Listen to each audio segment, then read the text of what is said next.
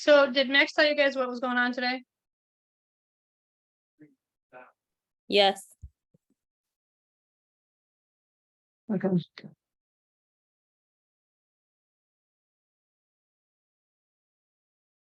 Sort of, kind of. Sort of, kind of. Schneider or Brian, are you guys ready to go? Yep, And- I'm ready. Okay. I mean, I'm ready too. I think it's just three of us. I don't think Caitlin could make it, so. If one of you wants to start off, that's fine. I'll start. Brian, you're muted.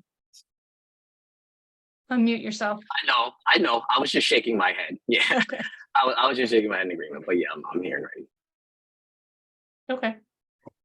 I think we're probably gonna get as many as we're gonna get, so if anybody wants to start off, either you or Schneider, makes no difference to me. Schneider said he would go, so Okay, all right. Also, hey Brian, how you been? I'm good, man. It's good to see you. It's great to see you. All right, now how do I share my screen?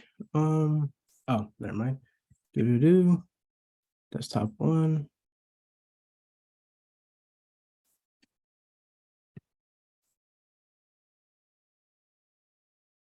Yeah, there you go.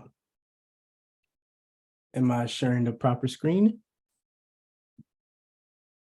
You guys see the slides and everything? Looking good on your end? Cool, cool. Yes, All right. I can see. All right. Hi, everyone. My name is Schneider Joe Kim. I'm a C4 grad. We may or may not have met at OpenHack or any other event that went down. So Max reached out to us and he was like, hey, guys, you want to present your thoughts, opinions on the boot camp since we graduated? And I was like, yeah, actually, I have the perfect thing to share. I hear you guys are going on to full stack development now. So I feel like it was the perfect moment to just share my thoughts and opinions in reflection to how I felt when I was going through what you guys were going through. So I wanted to make my presentation around one-on-ones and solidifying concepts learned. So let's get started. Okay, cool. So I kind of want to go interactive if you guys want to answer the questions, honestly. Up to you though. So who here feels like some concepts flew by them or they just aren't getting it?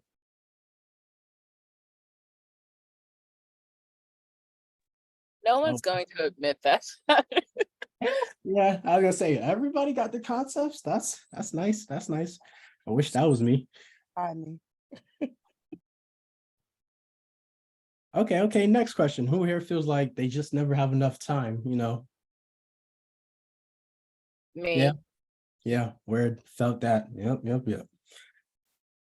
Well, I'm sure you guys hear that all the time. That's the roller coaster experience. Yeah, I know, not very creative. But I remember when I was going through the boot camp, they kept bringing up the roller coaster. And at first I was like, what are they talking about? But as I was getting through it, those ups and downs, yeah, it was fun, stressful, but fun. So here's some ways, in my opinion, to alleviate it. Max, your TAs, that Calendly link is there. Schedule those one-on-ones. Annoy Max, annoy your TAs. They really are here for you. They were there for me. They know I know the heck out of them. I remember in class time, whenever I didn't understand a concept, I just kept on asking questions. I mean, granted, I had to be a little aware of everyone else's time, but seriously, just ask those questions. Be comfortable with putting yourself on the spot, because when the capstone comes around and you may not understand a concept, and then, well, it's going to be a little tough because everybody else will also be asking Max or other TAs for help, and I would know. So take my advice on that one. I'm sure Max and everybody else went over rubber ducking whenever you guys get stuck or stressed on anything. And to that, I also say writing your thoughts down on paper. I feel like, or I found that to help as well as rubber ducking. It's just like, oh, what am I stuck on? How should I go about solving it? And then having that all on paper as you write it, it's almost like you're talking to yourself aloud, breaking down that process for yourself. So that helps a lot. Sometimes you just gotta turn off that screen, walk away, close the laptop.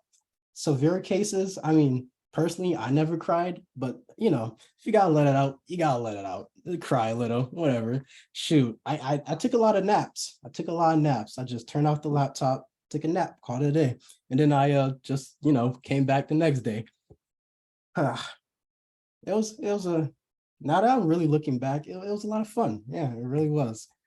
One-on-ones are great with the TAs and everything, but they can only do so much. You gotta put in the work yourself, the autonomy. So some study tips that I came across was, again, note-taking. Or for one, note-taking, like it makes a difference. You take those notes and then you go back, and the classes are recorded just like when I was in my boot camp. So yeah, take those notes, follow along with the class, and if you're just stuck on something, go back to that video whenever they upload it on YouTube and see if you caught anything that you didn't catch the first time. See if you missed something you didn't see the first time. YouTube Academy, gold mine of resources, and just go on YouTube. I'm sure Max and everybody came across Free Code Camp. Whatever topic you're stuck on, like for example, an array, right? When we're going over arrays, that was a little tough for me. So I just went on YouTube, went on Google, and then I just did a lot of practicing.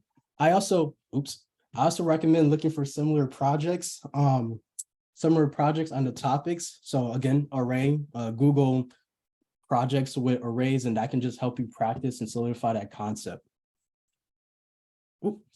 So milestones, you guys went from your first hello world to HTML, CSS, JS, APIs and backend, and now you're going to full stack. It's going by super quick, and soon you're gonna have to do your capstones. I think, again, I'm sure you guys all know that, something to be extremely proud of. I'm sure a lot of us going in felt like, oh shoot, what are we gonna do? I don't know how to code. I don't know this, that, the keywords, imposter syndrome, feel like it's not for you, but here you guys are near the end. So just keep on going. I like to say it's the beginning after the end, because again, you guys learn these concepts, you guys have all this support, and it's just a matter of what you want to do with all this knowledge you have now after the boot camp. Because when you graduate, it's really not the end. You guys have a network, a community of people that are there for you. Again, resources, you can keep on practicing, keep on focusing on something you are interested in. So what do you do next? Personally, I relaxed. I took my foot off the gas pedal, took a step back.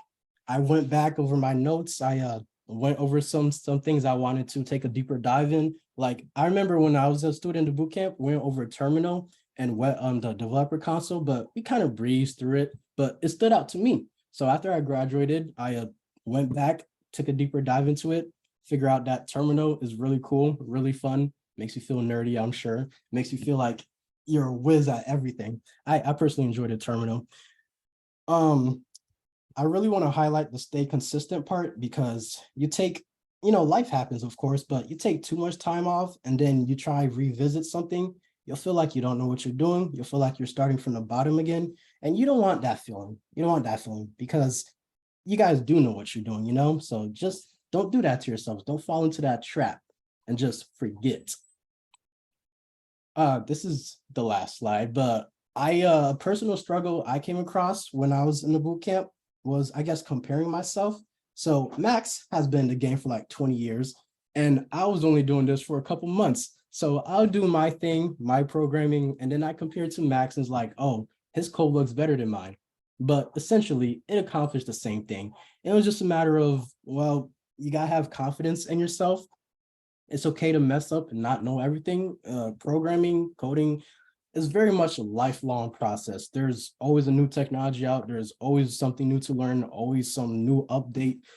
It's a lot, but it's also a lot of fun. So you just got to strive to be the best developer you can be. Take it one day at a time. That's my advice to you all. And that's my presentation. Not too long, not too short. Hopefully you guys got some value on that. So thank you for listening, and thank you for having me. Ooh. Oh, any questions?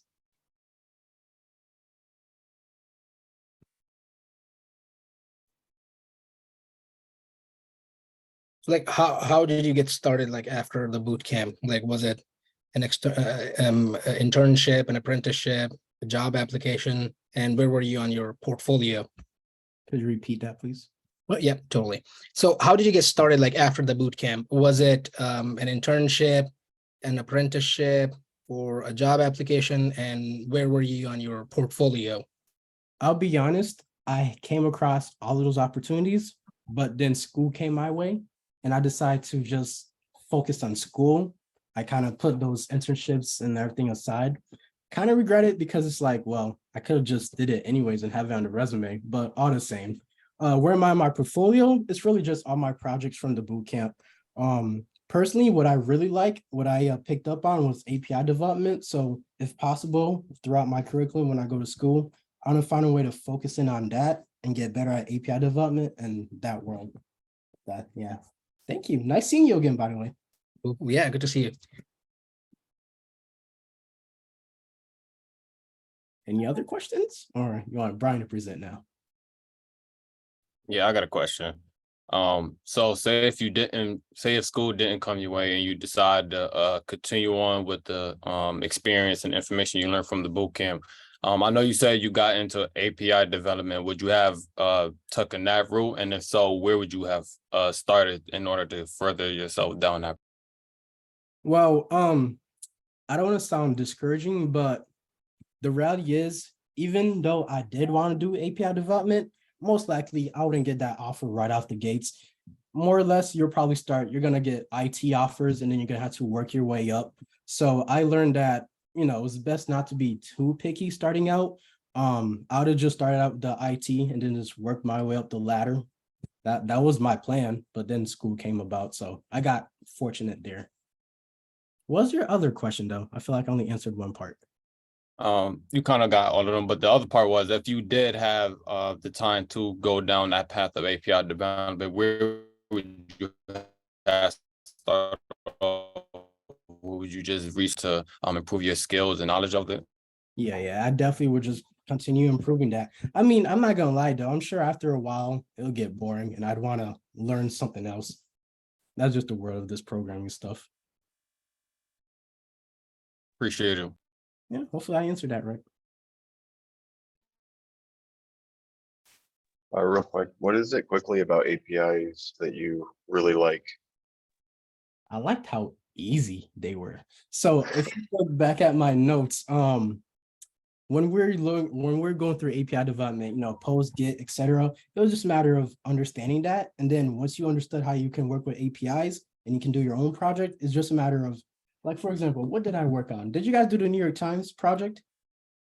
You guys remember the whole reading the documents, understanding it, doing the tokenized, all that stuff? It was a fun process for me. More specifically though, this is kind of a sport. No.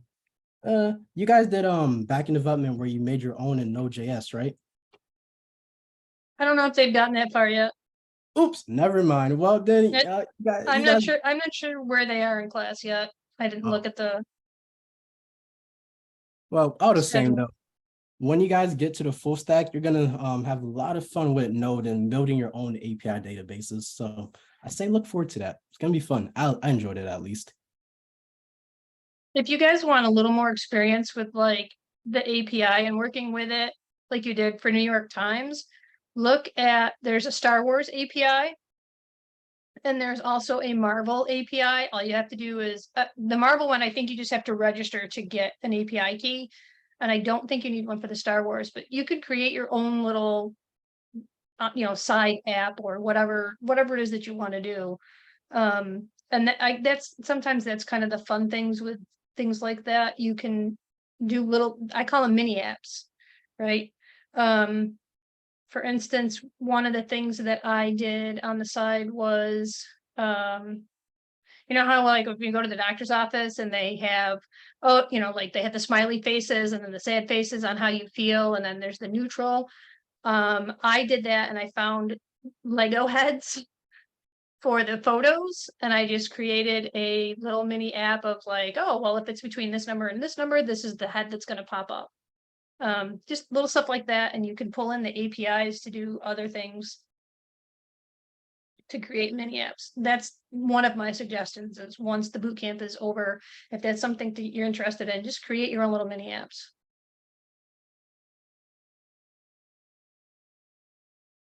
Are you ready, Brian? All right. Yeah, I'm ready. All right. So my name is Brian Hill. I'm a graduate of cohort 4. I was in the cohort with Schneider. A little background about myself. I was born and raised in Syracuse. I grew up on the south side. Did my last 2 years outside of the city. My parents moved to DeWitt, so I went to JD for my junior, senior year. Since then, I've lived pretty much all over the place. I lived in Denver, Newark, Brooklyn. Syracuse is always home, and this program is a perfect example as to why. As far as my educational background, I have a degree in political science, very non-technical. That's from SUNY Binghamton. After college, went to law school, which was pretty much what everybody with a poli-sci degree did when they didn't know what they wanted to do after. And really wasn't sure what I was doing there. Ended up leaving after a year, but during that time, I had a friend from high school who was in an incubator in New York City, which is basically like it's like a team of software developers that are working on a project, and they usually will have people that will fund them or investors or something that kind of allow them just to work and live. And since I really didn't have any friends in the area, I kind of started hanging out with him and his friends, and that was my first introduction into software. And I thought I wanted to be a coder, but I had no background in it, and so I left law school and said I was going to learn how to code. And by learn, that basically meant like Googling whatever free courses were popping up on Google and whatever blog I read. Mind you, this was probably back in like 2010, 2011. So there wasn't a lot of direction. Like I was taking a new course every week and kind of spinning my wheels, and I wasn't really making any progress. So I just kind of started working technical jobs. And in the hopes that eventually I would, be able to work and learn to get there. So I did stuff like customer support, help desk. I was an account manager for one of the companies, and I got as far as a QA tester, which is basically you're testing stuff that like the software department or the software team makes, and like we're testing the features and stuff. And that was cool, but I wasn't really making any progress as a coder. And between that and some family issues, and I was feeling like a dead end at this job, I quit again to learn to code. So this time I took it really serious. I picked JavaScript instead of like jumping around to different languages like I tried before. So like Schneider mentioned, I did stuff like Free Code Camp, YouTube. I did Code Academy, and that probably is where I made the biggest jump in progress with learning JavaScript. And I had a pretty good grasp on it at that point. This is probably around 2020. But React was a bit much, and I was hitting a wall again, and it just got really discouraged again. So that's when I decided I would probably do a boot camp. I didn't want to go back to school. I didn't want to take on any more debt or anything like that. So started looking into boot camps, but I don't know how much research you guys have done with boot camps, but they can be pretty expensive. And even then, you don't really know like the quality. There's a lot of people who pay a lot of money to go to boot camps, and they don't really get anything out of it. So so I kept putting it off. I just wanted to make sure I was making the right choice, and that ended up being a blessing in disguise because I saw an ad for careers in code, and I applied, and the rest was probably similar to what you all went through. As far as what was happening during careers in code, I mean, you guys are pretty much going through exactly the same things we did. So I'll give some tips and stuff towards the end, but I'll mostly focus on like what I've done after. And just to kind of encourage you guys and let you know, like there's a big picture in all of this, right? So as far as my capstone, it was made in React, and it was basically an app that allowed like recreational sports games to be posted. Like, so say you wanted to play a basketball game, and you would pick the time and the place, the location, put some details, and you could share it. And then like people could see it, either show up, join the game or whatever. And so, yeah, so I ended up making that. And I don't know if you guys know what an MVP is, but the minimum viable product, which is like you basically have the program works at its basic functionality. So I got that done for the capstone. But my ultimate vision was for like a mobile app. Like I wanted it to be on the App Store. That was just something in my head. Right. So after we graduated, I just really wanted to stay consistent. And Schneider kind of mentioned really being consistent. And it's so very important. Like just to keep doing stuff while it's fresh in your head. So I looked into what it would take to make a mobile app, and there's a bunch of options, but the basic two options are Swift, which is like a native language to iOS, and it's nothing like JavaScript. It's very different. And there's also a language called React Native. So React Native, it's technically a different language than React, but it's very similar. I mean, like the differences are very small. And if you know React, you know that. So that was one thing that was very encouraging. And you'll notice this as a theme. You know, once you finish this course, the basics that you get in this course, which is you're learning JavaScript and React, there is so much stuff that is made based on JavaScript and React that like it almost becomes like a snowball effect. You can just kind of start learning new stuff. But so just to kind of tidy it up, all right. So I eventually made the React Native version of my app, but it was still using a lot of the same technology. Like for the backend, it was using Express and Postgres, which is something you guys will start to learn. And it used Elastic Beanstalk, which again, these are kind of some weird terms, but you'll run into them. And again, this is just to let you know that the things that you're learning in this class can actually be used to make things even outside of this language. Like you're learning some really important stuff. All right. So since then I got that it's on the App Store right now. It's called Point.game. I had to change the name from what my capstone was because that was already taken in the App Store. But so that was that process. And so then I was kind of just stuck in the mode of making stuff. So I wanted to make another React app. But I don't know if you guys have started talking about the whole transition to Next.js from React and stuff like that. And I don't want to get too deep into that because I'm sure there's a better way Max will probably have a better way of explaining this. But me personally, I saw that was kind of the way that things were moving. So just to keep myself fresh, I wanted to make a project using Next.js. And it was a little I won't even say overwhelming, which is a little intimidating at first because I didn't really have a background in it. I really only done React and JavaScript, basically like you guys. But at its core, the principles are the same, and again, I just want to go over the things and then I'll go over the details that I think are important. So in this situation, I use Next.js for the front end, Tailwind CSS for the CSS, and I use TypeScript. All right, so it's not JavaScript, but it's TypeScript. And again, I want you guys to get familiar with these terms because they might seem a little scary at first, but at its core, so many of these things are basically what you're learning right now. TypeScript is just JavaScript with like some guardrails on it. Like it looks the same, it functions the same. It just basically makes you define what the type is of something that you're gonna do. So if something is supposed to be a number or something is supposed to be a string, TypeScript makes you say beforehand, like, this is the value that should be expected. And it just makes it easier to find errors and things like that. And so for this project, what I made, and this is kind of another point, and it's good to make things that you're interested in. Like Corinne brought up the app she made about the, looking at the pain scale and things like that. When you find a way to make things that are interesting to you, and it just makes the process so much easier. So myself, I partake in cannabis, right? And I like the processes of it. So specifically, there is a type of cannabis called rosin, and it's a solventless, chemical-free process of making concentrate. Basically, the factors are you use heat and pressure, and those combination of factors determine like the quality of what comes out.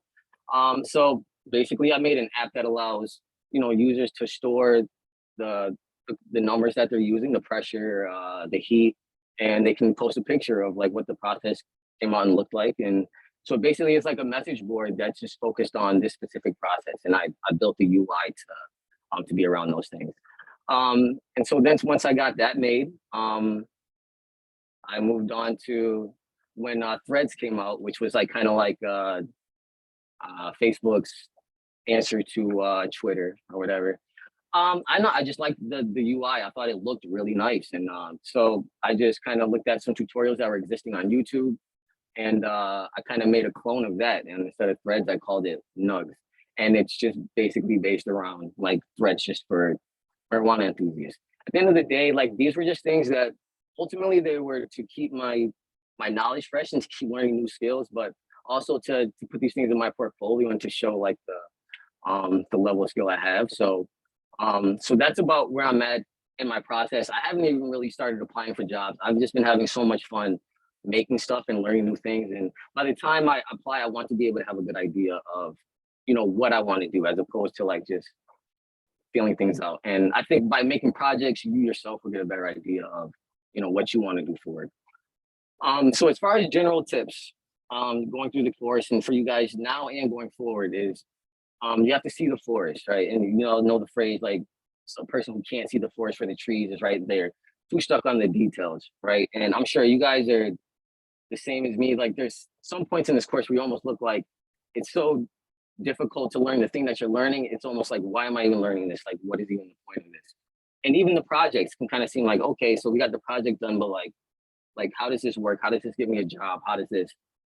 But I think it's important to learn that everything you're learning now, as someone who has gone well beyond this language and different frameworks and everything, this is the same everywhere, really. Like, almost everything you experience does not get harder than what you learn here, because everything is basically built on this. There's kind of a joke within especially within the YouTube coding world, that eventually in the future, everything is going to be JavaScript. Like, everything is just going to be made in JavaScript, because it's just the way it flows and the way it works, especially in terms of web development.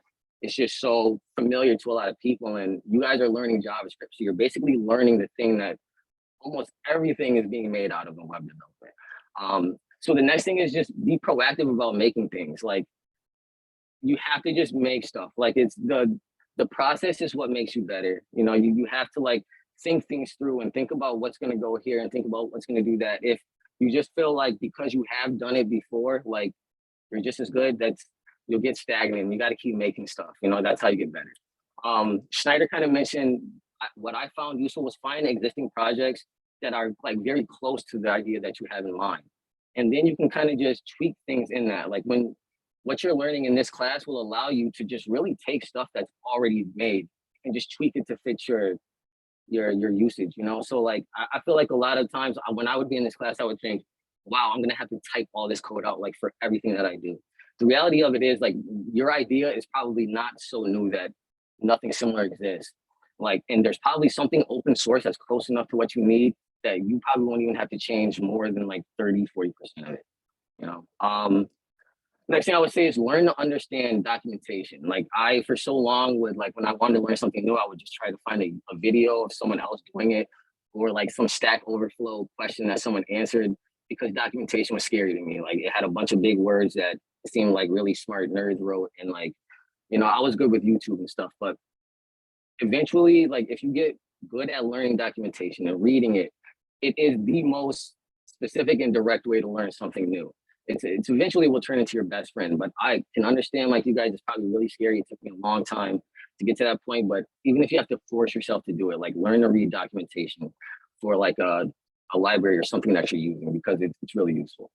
A few more things. One is type all your code as much as is reasonable. Like, obviously, big chunks, if you're moving fast in the class and you want to just throw it on there, like, you have to copy and paste. But if you can type things out, because the muscle memory of typing things out, console logging, and what indentation goes here, and like how to do an arrow function. If you don't actually type it out, the concepts really don't stick in your head. Like, copy and pasting is a gift and a curse. Once you get really good at and you understand the concepts, you can copy and paste away. But me personally, I probably am just now really getting to the point where I can type things out and understand like what's happening. It was a very long time, but you have to type things out. It will make you so much better. And again, to end it, JavaScript is everywhere. And then some of my classmates, they've even gone on to do different languages outside of JavaScript. But just remember that what you're learning here is the basis of just about everything that is in web development. If you know JavaScript, you can learn so much more in web development. So when it feels hard, just know that you're basically learning like 1,000 different languages at one time if you learn JavaScript. It's that important. So yeah, that's all I got. Anyone have any questions?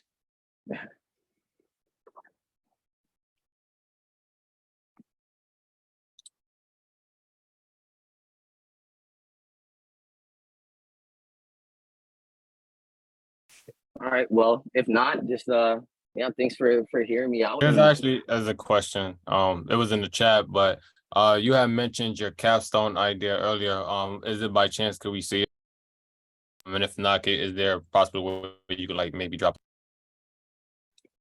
Yeah, so it's actually the mobile version of I made of it is on the App Store right now. It's called point.game, like how you would say point game at the end of a basketball game. It's just point dot and game. And And that really is like, you don't even have to download it. You could just look at the app preview, and that will show you like the general functionality of how it works and everything. But that's my capstone, just like put onto the app store. Appreciate you. Yeah, no problem. And if you have any questions, I can like specifically, I can show you the code for it and everything. I have it private on GitHub just because it's got some sensitive like details, like the API URL and stuff that I use for AWS. But I have no problem showing it to you or anyone in the class or anything. I've sent it to Mac and stuff before. So, and my other projects, the one that's about the rosin and the threads variant, that's on my GitHub and that's public. So I'll put my link in the chat. I highly yeah. recommend going and looking at his app in the App Store, in the Apple App Store. It's really cool. Thank you. I appreciate that. Brian, I have a question. How, like you talked about like MVP, so like minimum viable products, how do you research the viability of a product? For example, you came up with this idea of point of game, like where do you go to, like do you run that idea by people or just research on websites? Also, how do you choose the technical stack for it?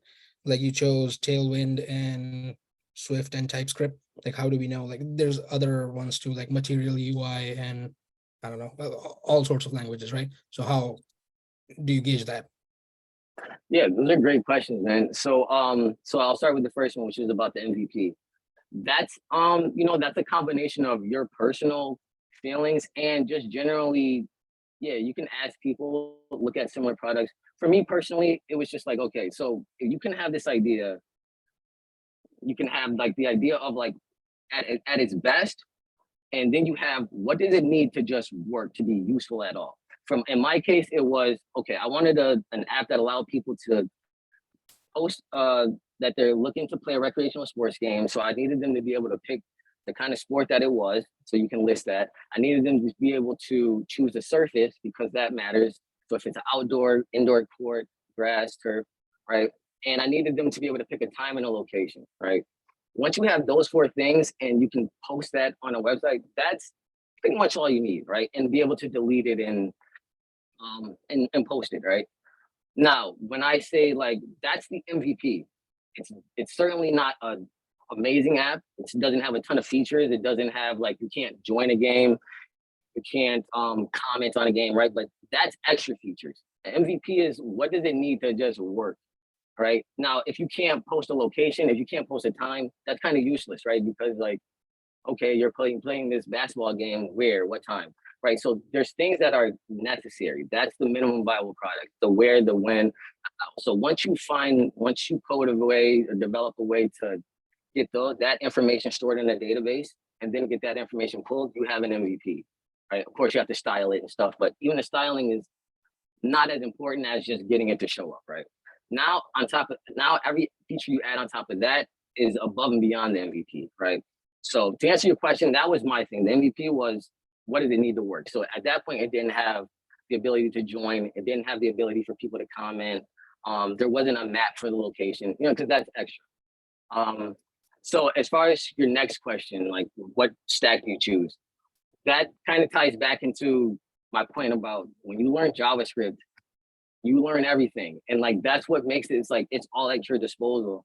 So I'd say for my first project, I picked that stack, it was React, Native, and JavaScript and Express, which is it's going to be the same REST API that you guys will learn. And the rest of the stack was I used Elastic Beanstalk to run the server to host the database and everything. And again, you guys are going to learn that. It's literally I use the exact same process that we learned in class. And the only difference really is I use AWS has a service called Cognito, and I use that for like authentication. It made authentication super easy. I don't have to track user certificates and things like that. But so yeah, Tailwind CSS, that's like it's basically just you guys have learned CSS, your classes, your margins and borders. Tailwind is just everything is like verbalized, right? So you just, instead of like saying margin bottom, instead of having a CSS file where you would say the margin bottom is 20 pixels, Tailwind just lets you just like type like MB 20, right? And again, like you're learning the hard stuff, right? Like just keep this in mind, guys. When you're learning JavaScript, you're learning basically the hardest way of doing it. After you learn this, you'll find there are so many tools that make it easier, right? But you have to know the stuff before you can know like the shortcuts, right?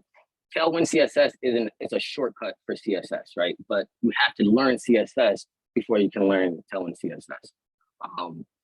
I'm sorry, I haven't been reading the chat. I'm sorry if people have been asking questions there and I've been missing them. But yeah, so that's kind of answers the question of the stack. There are so many different ways, and everything I've done could be done a million different other ways.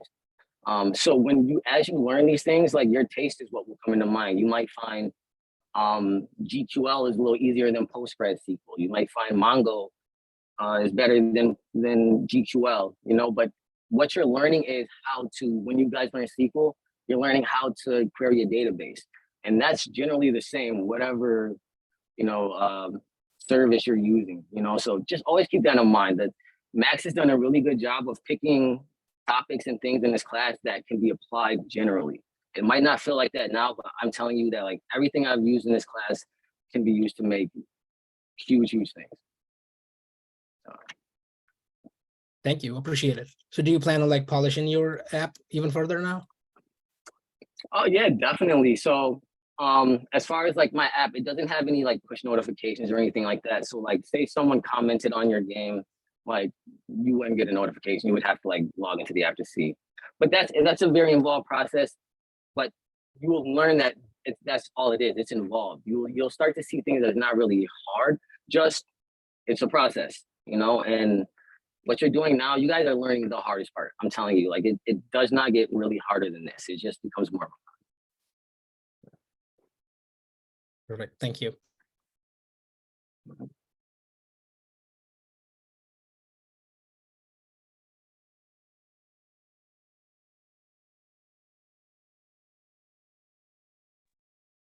Thank you, Ryan. I guess I'll go next. Let's see here. Go ahead and share my screen.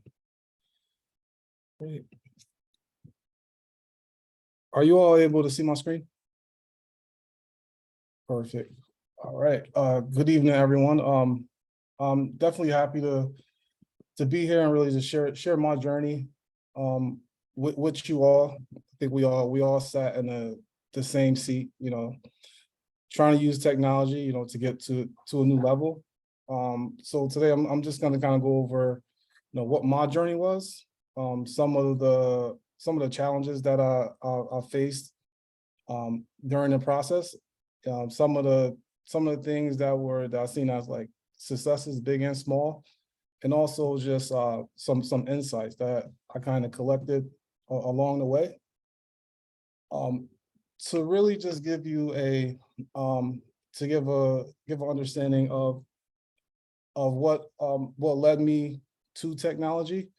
Initially, you know, back in college, I took a class, computer science class, and also MySpace, right? I would say the combination of those two things is where my initial, you know, interest in software came from. You know, although I did like it, you know, in my earlier years, I ended up pursuing a degree, you know, at Stony Brook in education. It's different, right? It's a very different field, but in a lot of ways, it did help me to get jobs, you know, later on down the line. After college, I ended up working for a long time at Anheuser-Busch InBev.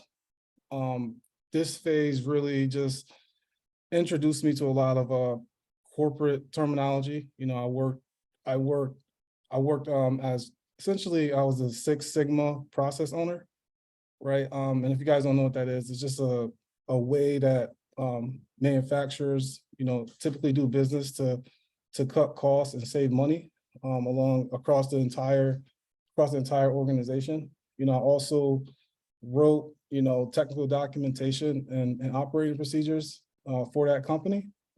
My last few years there, during the pandemic, I started getting laid off a lot. So that's kind of what brought me to Hack Upstate. That's where my career change started. Several months after the boot camp, I ended up getting employment at the city of Syracuse. I started off as a product manager. I was hired as a product manager. Then I've since expanded my roles to be more of a like an application development and a system admin role. Right.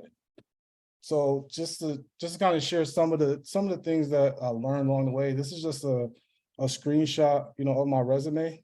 If you look under here to second to the right to engineering skills, these are all the technologies that we learned in the boot camp, as well as a few things that I learned outside of the boot camp that helped me land the job that I did. Essentially, just about all the technologies and engineering skills is everything that you guys are learning in boot camp. I don't think Heroku's used as much.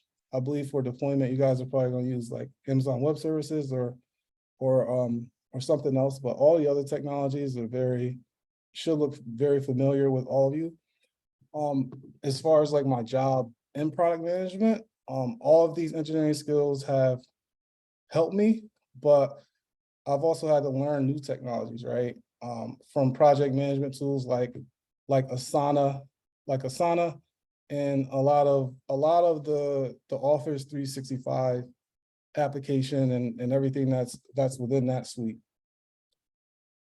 To talk about some of the challenges that I faced diving into technology, I would say it was probably the biggest challenge, right? You're going in uncharted territory. So that learning curve was like really steep and nonstop. So kind of like Snyder and Brian was saying, you really got to rely on your resources available, because it's very important, being brand new to a new language.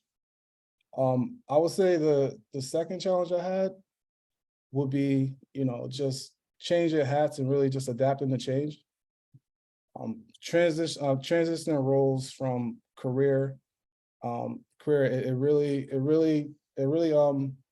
was about like integrating a lot of my past experiences. So my experience at Anheuser-Busch, as well as like some of my experience, in teaching, really did help me get the job as a product manager. I was able to use some of those past experiences to really help me in the interview process. Kind of like Brian was saying, documentation was like very big for me.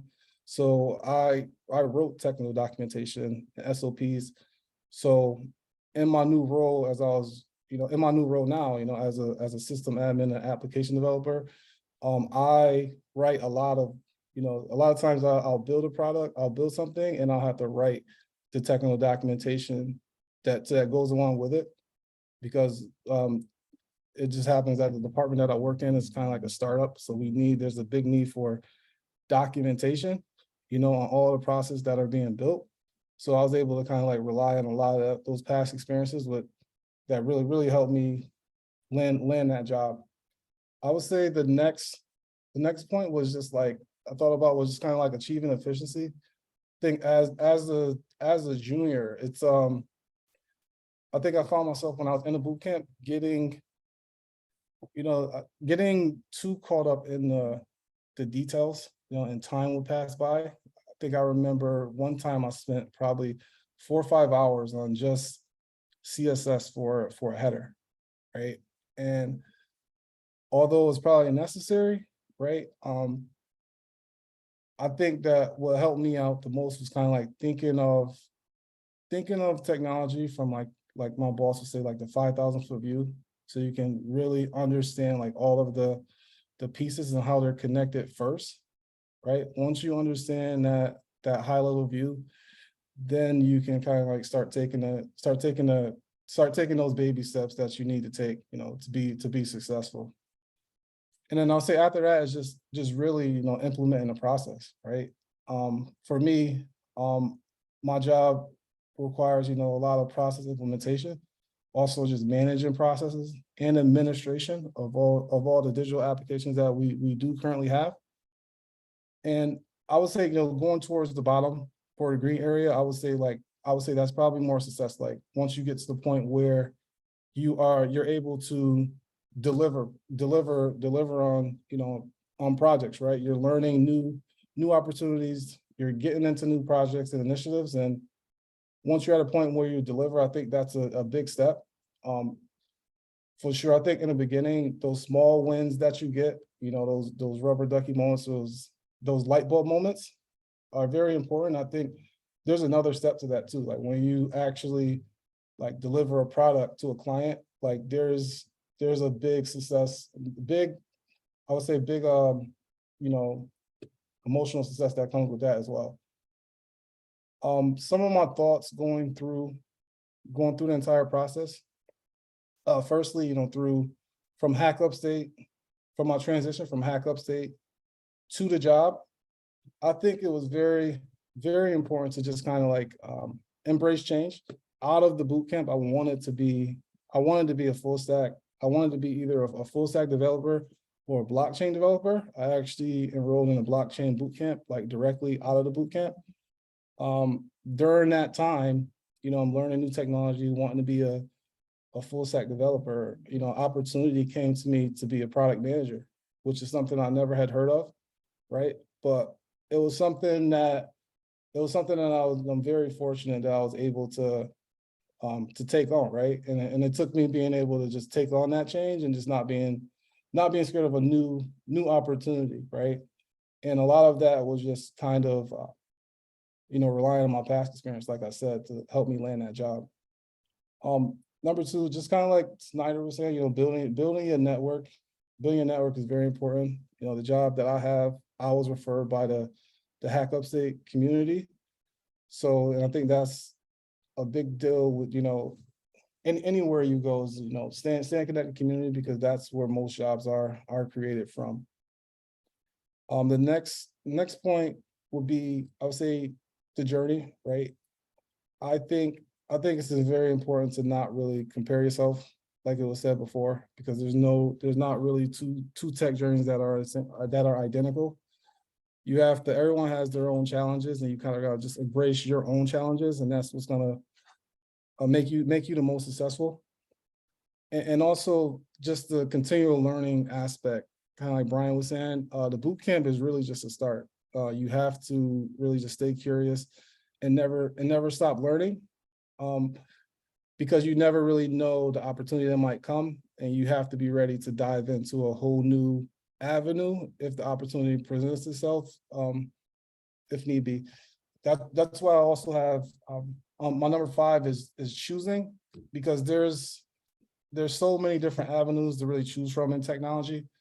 And I think once you actually have a understanding of the role that you want to be in, then you can kind of like cater like the different tools and languages that you're going to be using, so you can kind of like be more proficient at your craft. And those are all my thoughts right now. Do you guys have any questions for me? Yeah, actually, do you know of any IT positions in the city of Syracuse? Yes, we're hiring a lot for the city of Syracuse. I actually hire myself, so you can just send the resume just directly to me. I heard. I reached out to you. Yep. And then that goes for everyone on the call. If you see a position in IT at the city of Syracuse, you guys just send the resume directly to me, and I can get those involved who need to be involved, for sure.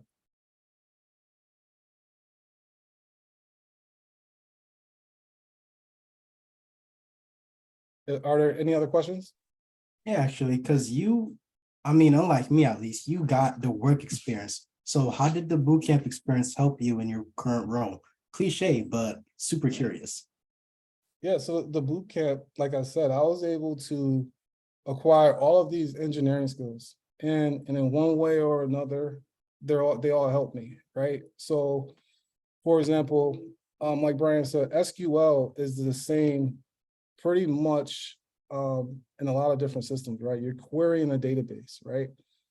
At work, we use a legacy system to query. And for those of you who don't know what a legacy system is, it's basically technology that's very old and outdated. And you can't really, a lot of times you can't get rid of it because, a lot of your business use cases rely on it, very heavily. So, having the ability to understand what SQL is, right? That translated to the actual job of querying, legacy databases, right? Also, understanding HTML and CSS, right? That translated with, I do a lot of work with, the intranet at my job, right? So sometimes I'll have to do, custom CSS or custom HTML. So that definitely relates for sure. A lot of the things we do with the terminal, right? I've also been, translate as well. At work, we use PowerShell. It's different, but in a lot of ways, like the concepts, if you know the terminal, like Brian was saying, once you know like the hard way of doing things, transitioning, into other technologies is very, very, very seamless. So I would say the bootcamp helped me by just giving like that, all of the baseline information that I use on a daily basis to do the job. Thank you. And Core, and then you look at PowerShell is essentially a terminal, to put it simply. Well, I have a question. Yep. How do you get better at like, say getting answers out of people? For example, you get a client for whom you want to start a website, and they usually don't know. They're like, all right, create me something simple, like build me something. Either they have their requirements or they don't. I know that a questionnaire that you send like comes in handy. Like, how else do you get better at that stuff? Like kind of understanding their requirements and selling more stuff. Yeah, so I think in a lot of ways it's understanding what their business requirements are and like what their goals are. And a lot of times, the document I sent you, a lot of time clients, they don't understand these things, right? They don't understand like what is hosting, what is a domain. So a lot of times it'll be on you to educate the client first, and then also give suggestions, right? And then you kind of just guide them to the right decision that fits their specific use case. Gotcha. Perfect. Yep.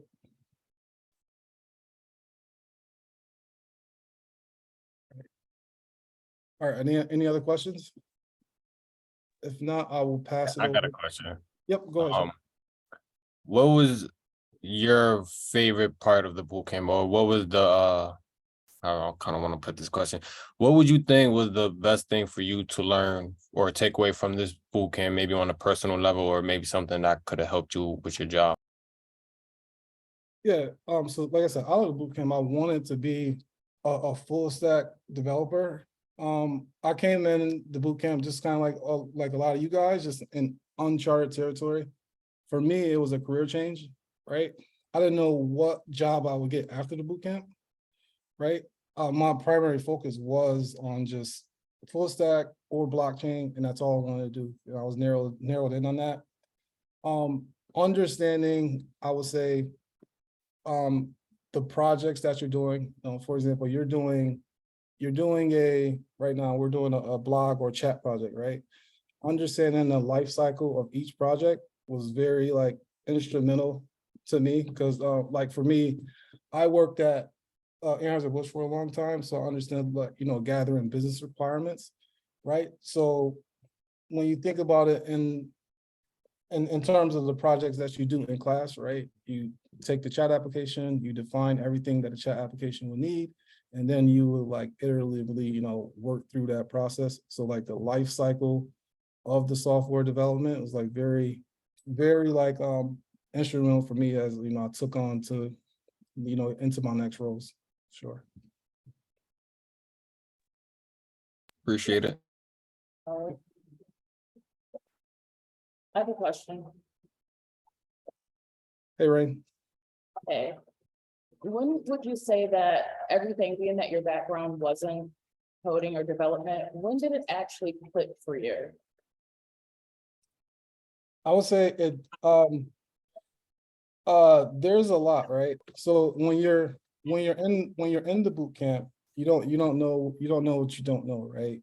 So you're just kind of like a fish out of water, trying to get back into the water. You're trying to get back to that smooth sailing. Most things didn't click to me, honestly, until after the boot camp, right? I think during the boot camp, I was able to get through the work, right? But in the boot camp, you're really just doing things one time, right? It takes practice, and it takes doing things on your own to really get proficiency at it. Still to this day, I have light bulb moments. I just, I enrolled in boot camp in 2021, so I'm 2 years into technology. So every day I'm still having light bulb moments. I don't think it ever stops. You just keep getting proficient at the things you work on constantly. Sure. Thank you. Yep.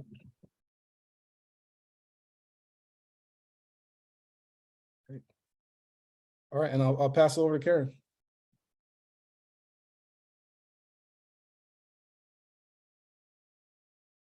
Okay, so let me share my screen.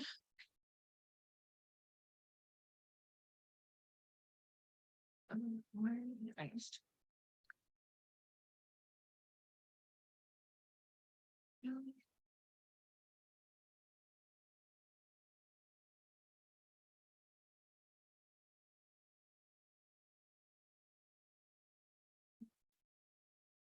This is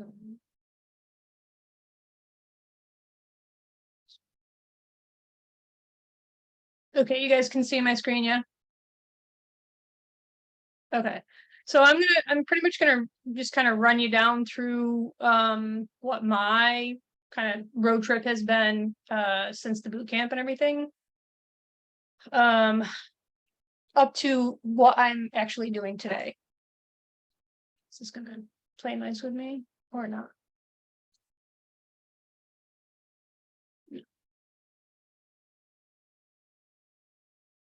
Oh my God.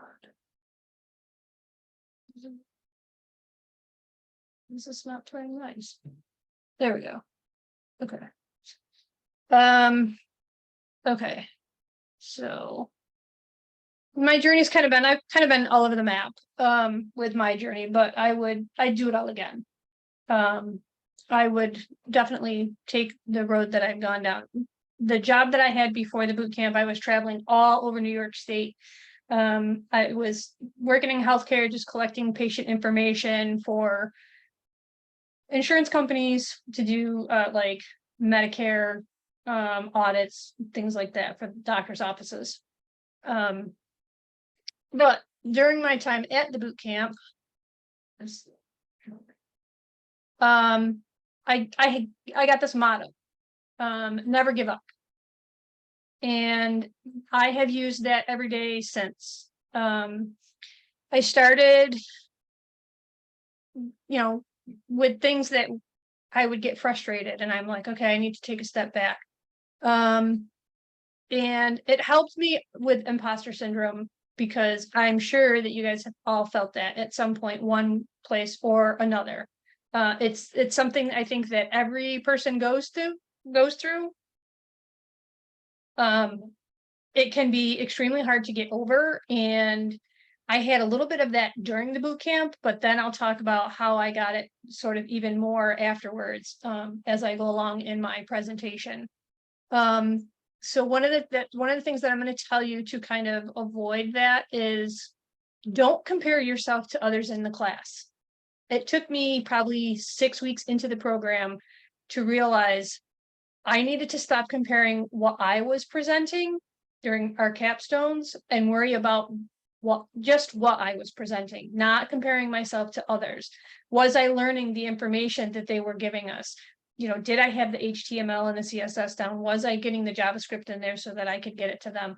Sure, some people, like they can make their stuff look absolutely amazing, and other people's, maybe they don't have that down yet. They're still working on how to figure out how to make the HTML and CSS and everything look really good.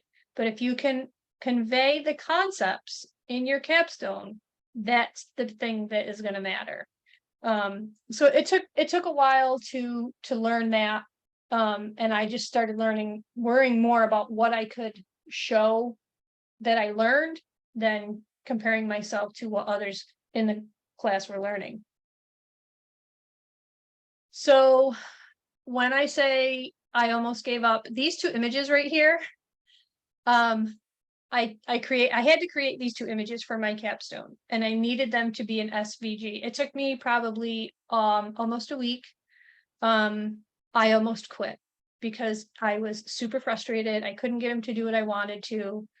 So finally I was like, okay, I need to step back. And I walked away for a couple of days so that I could gather my thoughts and figure it out. And that was, so again, it was, I never gave up. I never gave up, even though I wanted to. They definitely were they almost broke me. I almost quit the entire program because of these 2 images right here. It took a while. So after graduation, I wasn't sure what I wanted to do. So I quit my job. I wanted to, I thought about it and I'm like, okay, what am I going to do? And I wanted to try and start my own business. So this is me trying to start my own business. I got an LLC. Currently I just kind of do, contract work, until I can get myself built up and really get going with what I want to do. My website right now is just, website apps and, other apps. And it takes a lot of work and dedication to do your own business. Don't get me wrong. There's people that can do it. And if you have the right knowledge and even the right support and the right resources, you can absolutely start your own business, but it's a lot of work and it's a lot of dedication. So I'm still kind of, was okay, I'm going to try doing this, but I was still looking for a job after graduation, right?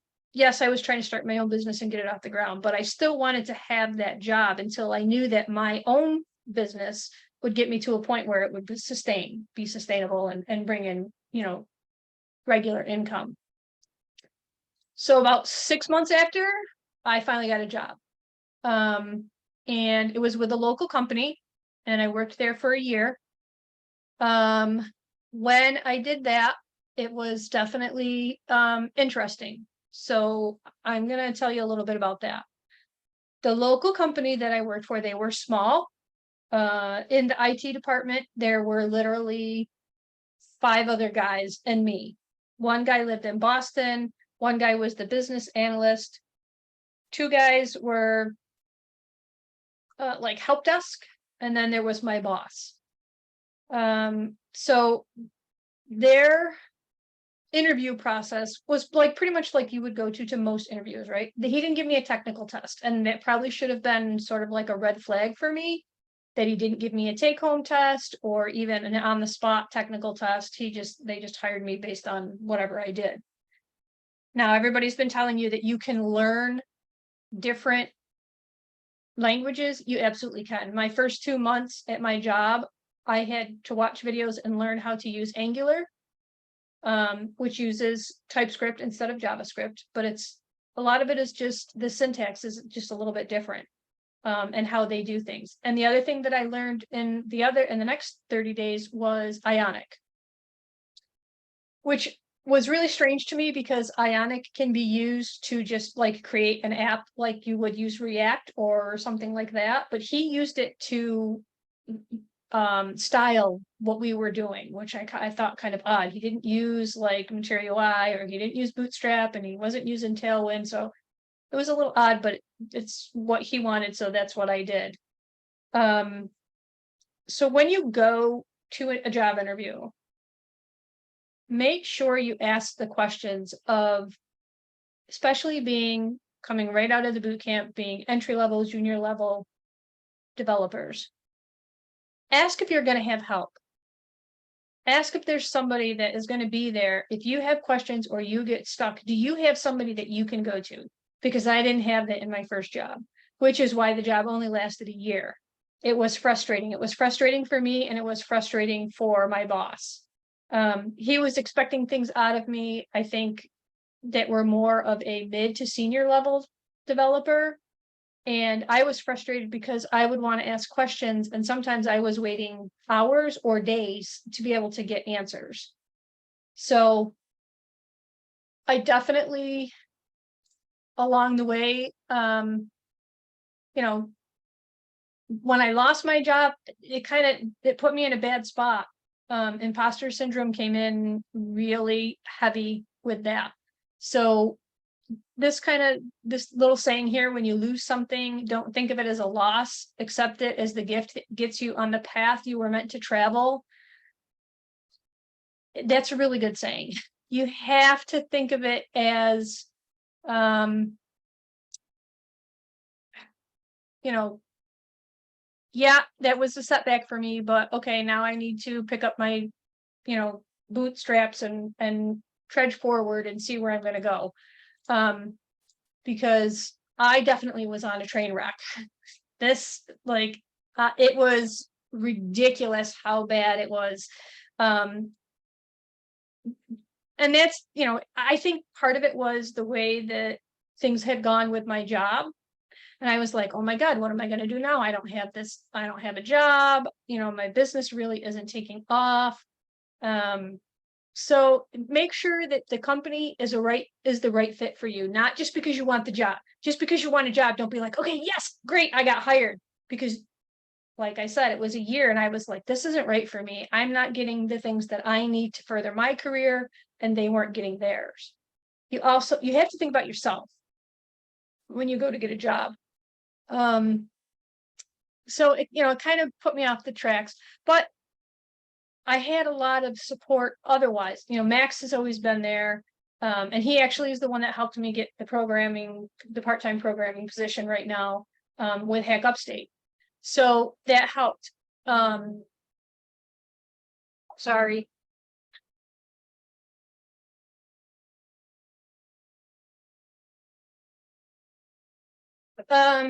So, and then I was doing, I became a TA.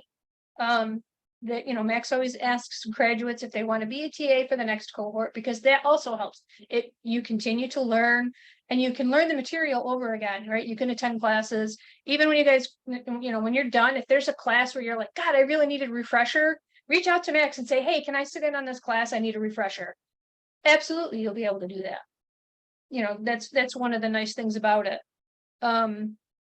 So once I lost my job, it was, what do I want to do?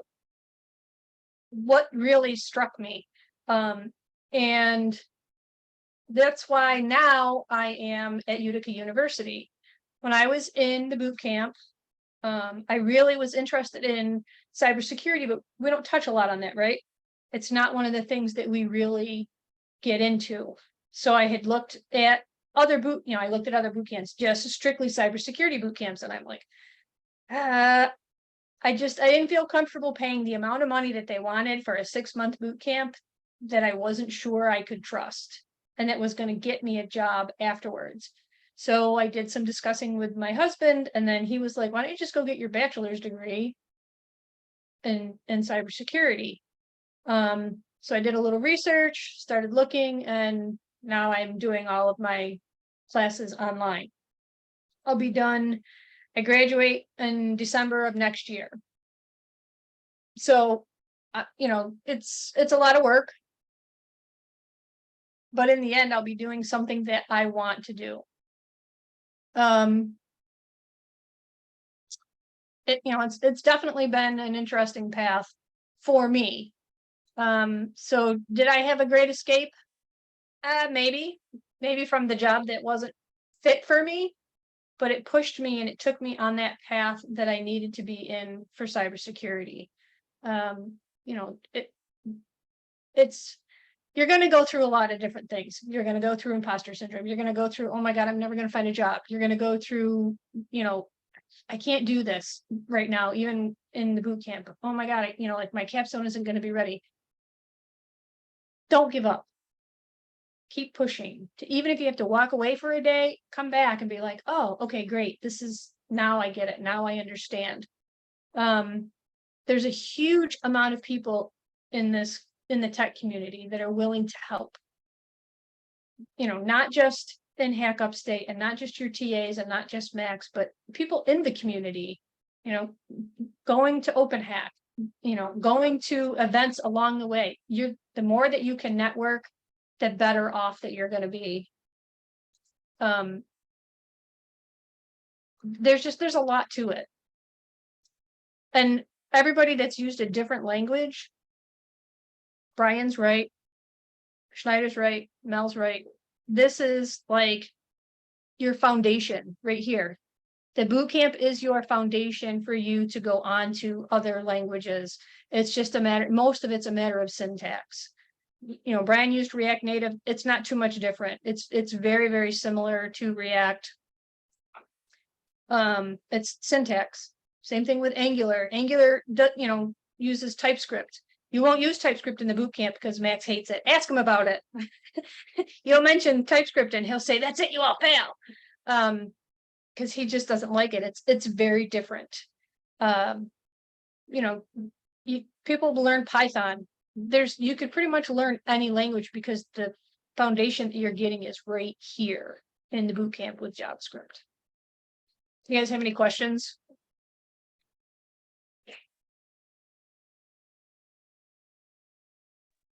All right, I got a couple if nobody else is gonna. Sure. All right. So I noticed when you had showed that you was starting your own business, did you on like using the engineering skills that you use, or what exactly did you think of first before you decided to try to take the first step in starting your business?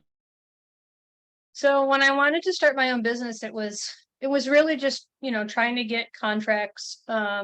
This is the website that I have for my business. And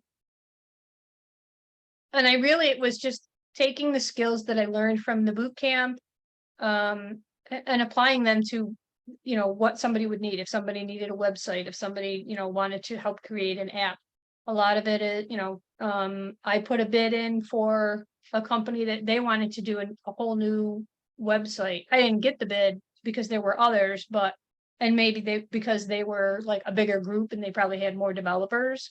But you know, I went through and I said, okay, what is it that you need? What is it that you want? You know, let me see. And I came up with a plan and put a bid in. Once I started to really want to go into cybersecurity, you know, I kind of put my business on the back burner a little bit, but it's still there. I use it for contracting purposes. And then once I'm done and I had graduated, I'm hoping to incorporate that into everything else that I have. That's cool. And then to go further into it, I noticed it said for design and development for I guess different websites. So not trying to go too much into your business, the HTML, CSS, JavaScript, you know, or is it like the whole full stack? I used WordPress for my website, and then I used Divi Themes. Divi Themes is really nice. So I host through Green Geeks because when I was in class, I started.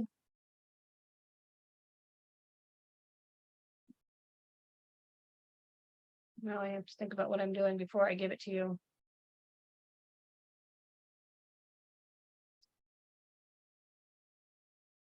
My internet is slow. Okay, yeah. So I wrote a blog while I was in the boot camp on my experiences. And some of that helped. It's very sarcastic. I'm very sarcastic when I write my blog. So this website, I hosted it through Green Greeks. At the time they had like this special that was, I don't know, 3 years or something, for it was like a ridiculous amount. It was stupid. It was like $2 or $3 or something. And I was like, well, I can't pass that up. So I started out just having a blog. Since then, I've added like portfolio things. And I know that I'm pretty sure on my portfolio, on the portfolio portion of it, I have a couple of things that I need to update, links and stuff. Because what I did was, depending on what you click on it'll take you to Code Sandbox. Have any of you used that? If not, check it out because it's kind of cool. But some of them, they'll go to Code Sandbox and you can see them like working. Right. I don't know if any of them do it right now.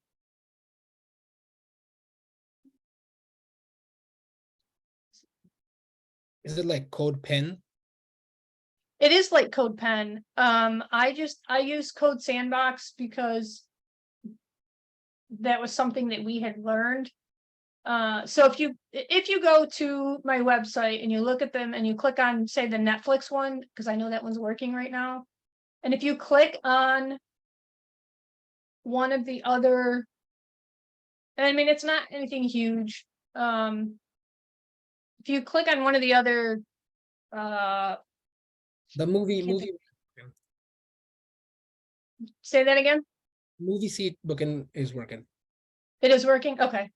That's good. That's good to know because I know there's a couple of them where the links I need to fix, but it that way it allows an employer, the way that I looked at it was it allows an employer or somebody that, you know, might want to hire you. They can see your code for one, but they can also see things working. You know, with the Netflix, when you hover over one of the, you know, titles, it pops out at you. And that was one of the, that was actually one of the projects that we did in the first cohort. So, you know, this is done in Divi themes. I like Divi themes. Max is actually the one that showed me that. So, and then this is what I meant by, so like the movie seat booking project, that was one I had actually started on my own. And Max was like, oh, this is really good. I'm going to do this. And so he did it for class. He's done it for class. But most of these others are JavaScript that I've done through, what is his name? Traversy Media.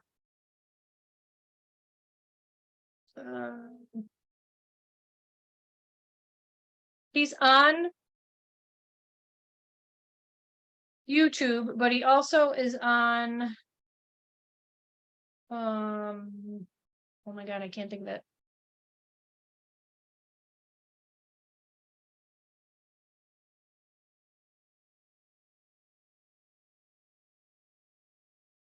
Why can't I think of this? Coursera, that's it, I believe.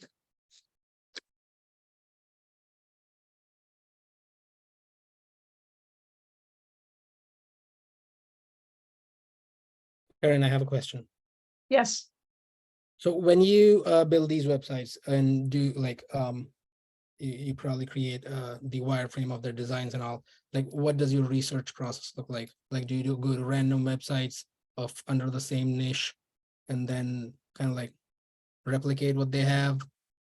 Or like, Yes. So let me see if I can. I can.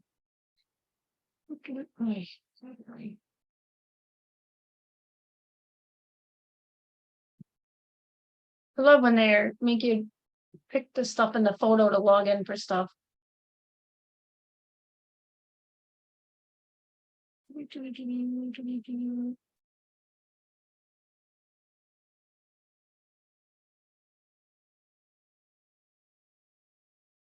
This is the one. No, he's not on cursive. What is the other one?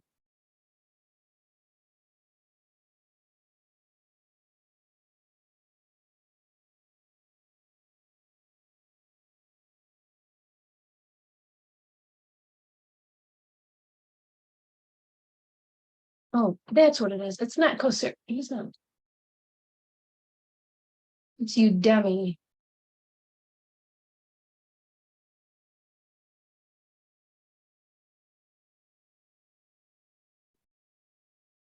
Let me just log in. I'm just logging in really quick because I want to show you.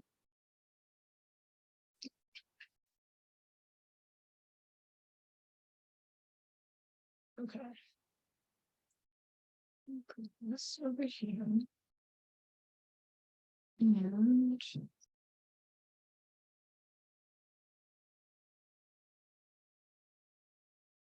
okay, these are a lot of the courses that I have bought on Udemy. This one right here, this 20 web projects with vanilla JavaScript by Brad Traversy. I always wait until Udemy has like, they're doing a sale and you can get them for like 10 or 12 bucks or something like that. I never pay full price. It's just ridiculous. But no, you just no, don't play. Okay.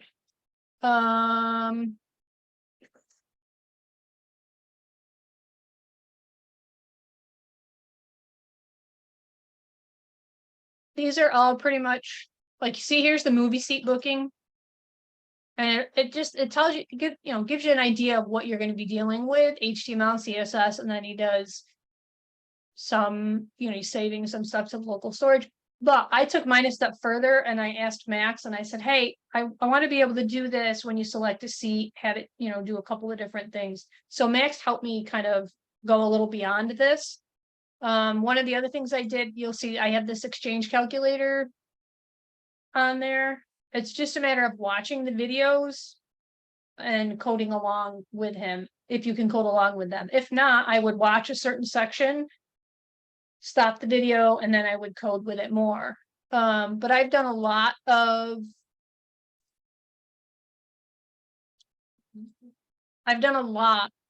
in here. There's a lot of different, some of them I haven't finished, but there's a lot of React, there's a lot of JavaScript, TypeScript. It depends on what you want to do. At one point I thought maybe I was going to do blockchain, but I never really got into that. Some of these are really good, some of them aren't. Some of them I've gone completely through, some of them I haven't. Some of them I use just for reference.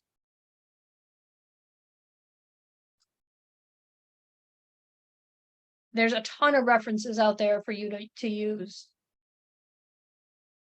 I mean, YouTube is always good. I still use YouTube. That's one thing that you're going to find is, as a developer, you're going to use YouTube a lot and you're going to use Google a lot. Like those are going to be your two main go-tos. How much do you use YouTube now? Or I mean, Google. Google, I mean, I use Google all day long. Probably, yeah, all day long. Yeah. Do you guys have any more questions? Yeah, I got one more question. Sure. So before I started the boot camp, I also had an idea of pretty much what you were saying going into cybersecurity, and already going through it, like you said, we wasn't like going too much into that path. So I was wondering, is there like a sort of language that kind of help you through the door? Because I'm still kind of want to do cybersecurity, but after learning all these languages, it's like now I'm not sure if I want to kind of take my career path to this way, or do I want to still stick with cybersecurity? So basically, if I did wanted to stick with it, is there a language that can help me get my foot through the door? What I've learned so far is, well, all right, first of all, cybersecurity is a huge, right? There's a lot of different ways that you can go with that. But you really got to think about what it is that you want to do in cybersecurity and kind of go down that path. I will tell you, going through this boot camp will help you. It'll kind of give you a little bit of an edge over some of the others that have not done that. What I've seen so far is Python seems to be the language that is used the most. I'm only going into like my second semester, but they're already saying Python is the one that you use. If you're going to be at OpenHack tomorrow, I can show you some of the things that we've already used, and kind of get you on your way. Yes, and that's exactly what I was just going to say. If you can check out the Erie 21 security program, that's a good one. There's also what is the one?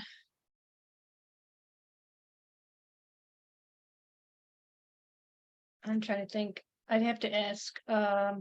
What's the other one, Mel? It's Christy and Latonia got into it. Yeah, so that one is for computer programming. That one's more focused on Python and Java. No, So- there's another program, Project Excite, that's what it is. Project Excite, they had a cybersecurity, I don't know if they still have it or not, but you could probably look, where you can get 3 certificates. You can get the CompTIA Plus, you can get the CompTIA Network Plus, and the CompTIA Security Plus. They paid for, because I'm actually doing that as on top of my college classes.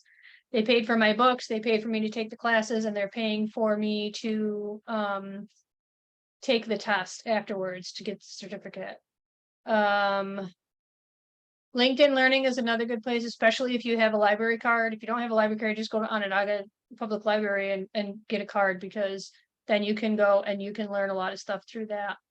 I'm trying to think of what else. There's another program that Christy told me about recently, and I don't know. Let me see if I have it here.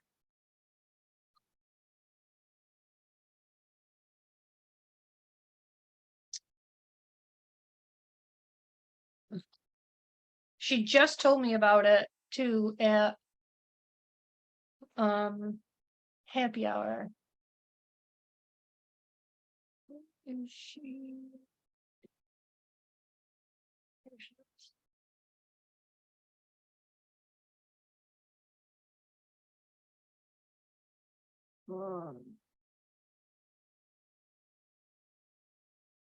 I'm gonna throw what she sent me in the in your CIC channel. She just sent me that, and she said they do the same thing. They, if you get a hold of Cody, they did, it's like free. She said everything that she was doing there for cybersecurity and stuff was free. So I would check that out as well. I really do appreciate it. Thank you so much. Yeah, there's a lot. And you know, when it comes to this boot camp, the biggest thing is if you can try and figure out what really, piques your interest, right? Like Schneider said, oh, I really like APIs. I really want to try and look into that. You can definitely get a job and have a really good job just doing API work. Sometimes it's just a matter of narrowing it down to what you really like to do. Some people just like to do front end. They just want to do, UI UX. You can absolutely do that and still have a good job. Some people just want to do back end and just want to do databases. If you can try and figure out what really interests you the most, that's the way to go. And they're both like, Mel's right. Look at Lemoyne. Working Solutions is another. They have a lot of, there's a lot of programs out there that are available more to you guys now than what were available to us in cohort 1. We were kind of like the guinea pigs to see which way this was going to go. So like, I'm really happy that a lot of these opportunities are coming up.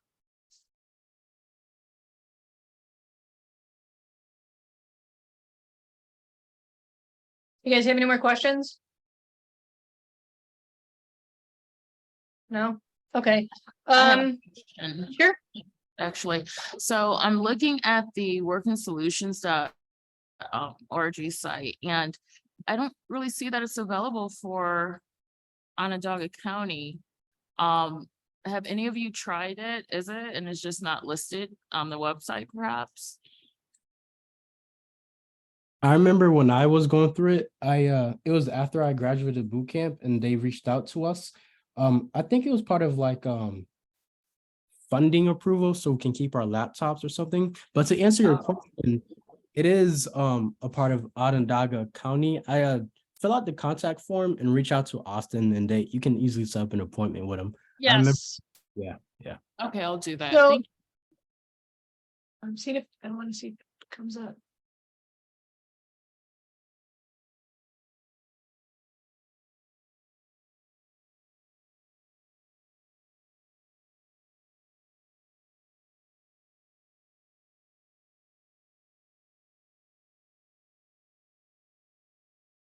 I would fill it out. Yeah, I would just fill out the form like Schneider said. Cause there's a Okay. couple there, what's another? It's not.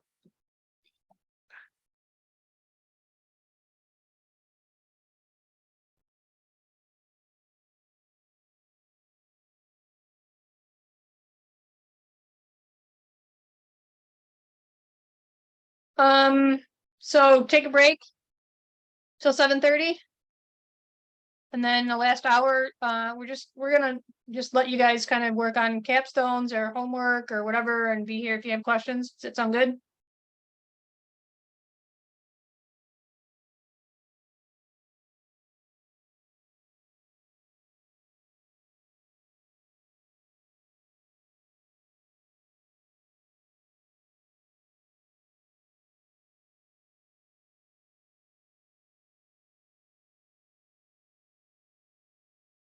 To back into your front end, it's gonna be, it's up to you to figure out how you want it displayed on the front end.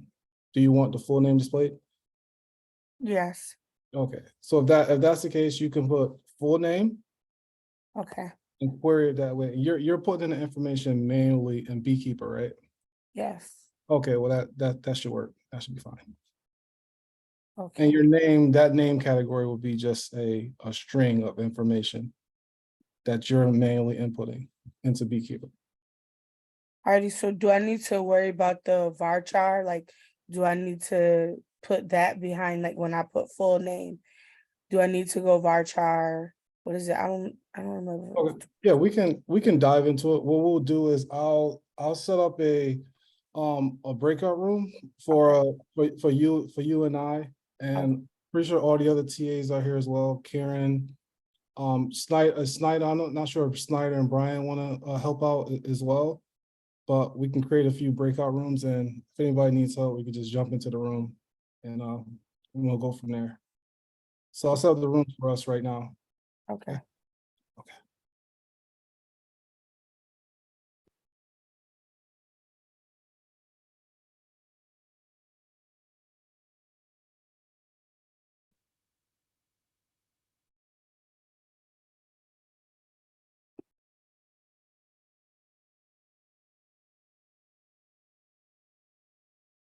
Hey Karen, can you help me out like deploying a React project to GitHub? Because I think we all will be doing it at some point. You want to deploy it? Yeah. Yeah, like upload commit it and deploy You it. want to?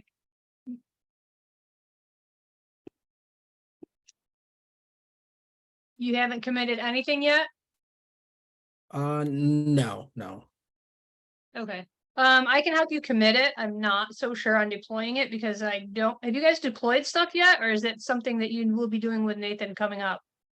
When Nathan's gonna come up. Okay.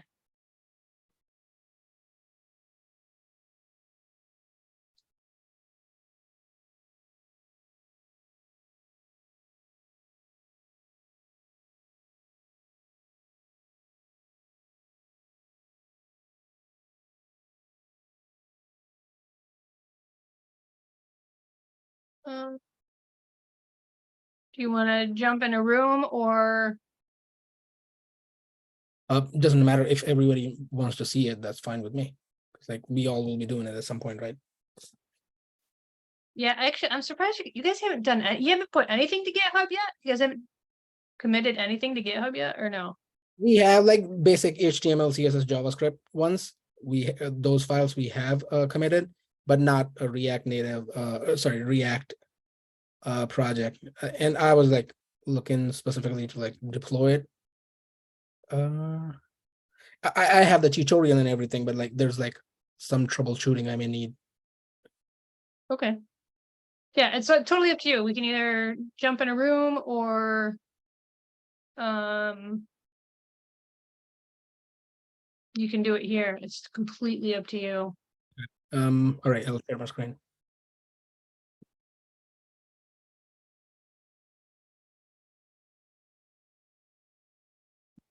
So, I found this tutorial and Max shared it too.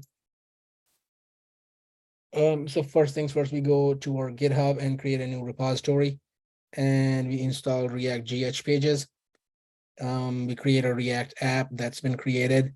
We add these like 2 scripts to it, like pre-deploy and deploy. So it is all set. When I do npm run deploy, it kind of like the process kind of like stops here and doesn't like finish it.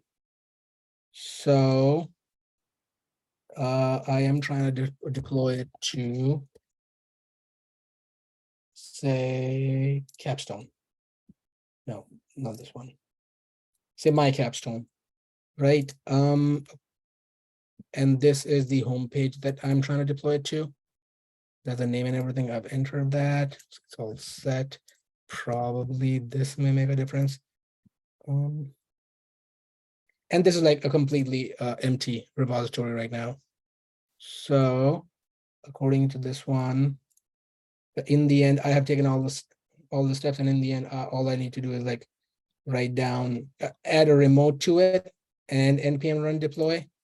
So I'm gonna add a remote to it and see where it goes.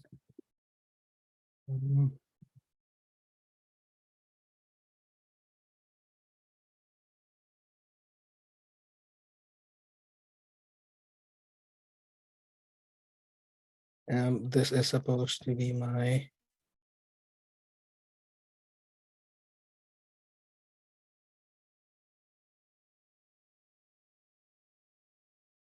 All right, so this is all set. Okay, so it says remote origin already exists. So I think that's all set. All I need to do is like npm run deploy. I would say so, as long as, Right, and then it does it, and then fingers crossed. Oh yeah, this happens. A branch named GH pages already exists. While if I go to my GitHub repository, there is like, I don't think there's any branches whatsoever because there's nothing in there. are you in? Make It- sure you're in that exact repo. Right. Yes, my capstone. And here's my capstone. Actually, you're right. Maybe let's try the remote again. So what Max did the last time was he went here and removed remote. Here, this is the one, kind of added it again. So once you remove remote, it doesn't have any remote. And then we do. Did he commit it and push it at No. all before? He deployed it and it like committed it itself. It committed it itself, okay. I mean, like both the things happen together.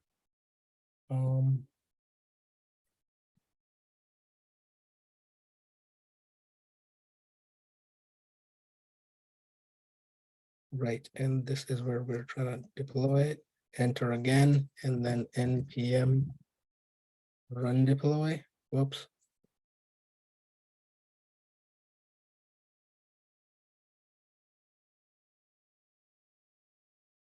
And all set. And then in the end, like it comes down to this. I don't know what this is.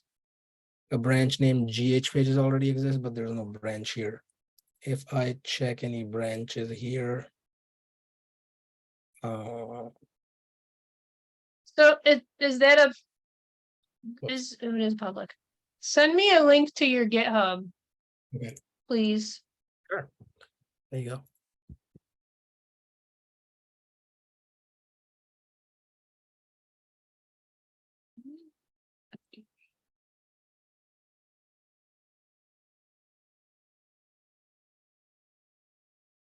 Oh, it's definitely empty, so there's no.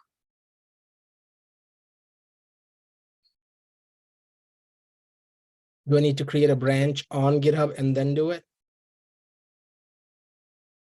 No, you shouldn't have to create a branch.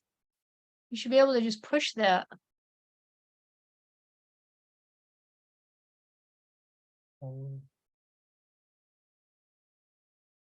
Right. So do you want to commit it first and then deploy it probably? Is that how you do it? I would, yeah, that's how I would do it. Please guide me.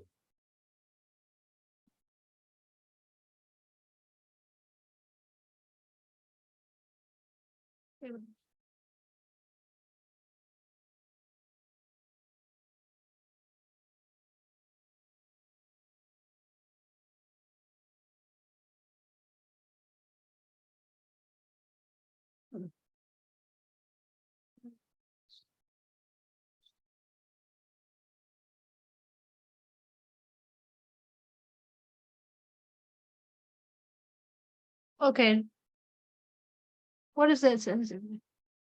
Ooh. Did it give you an answer? Oh, here it is. Okay. Yeah. First time, recommend changes. Choose screens. That's it. Okay. Like this person says, like manually remove the folder .cache GH pages to get the deployment to work. Prior to this, add git fetch prune or something. So if I go in and remove node modules, cache GH pages manually, Now and then try it. just deploy it or add remote or something. Just deploy it.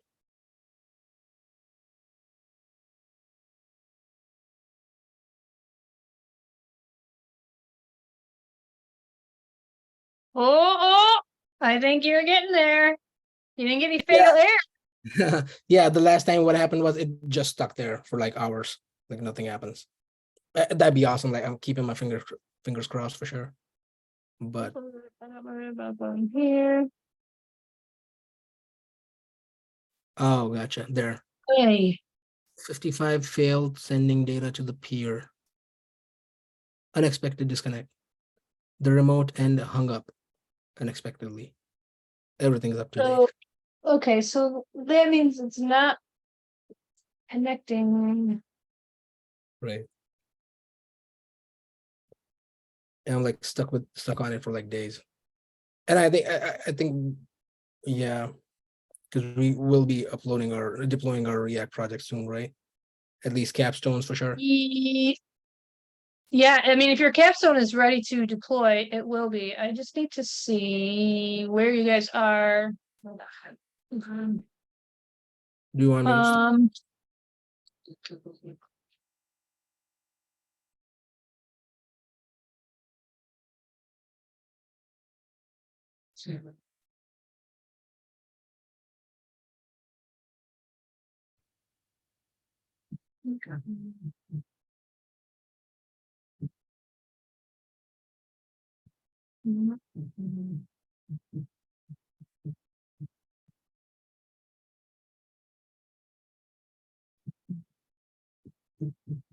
Is it this? Because like it has like that limit is 2 GB and we're trying to push more data than that. Let me check. Should I stop sharing my screen? Is it No, okay? no. I just, so the RPC, that's gonna be, that has something to do with like the network and the packages that are trying to be sent, the packets and stuff. Yeah. How do I look up the properties in this? Get into. It's only like 487 MB.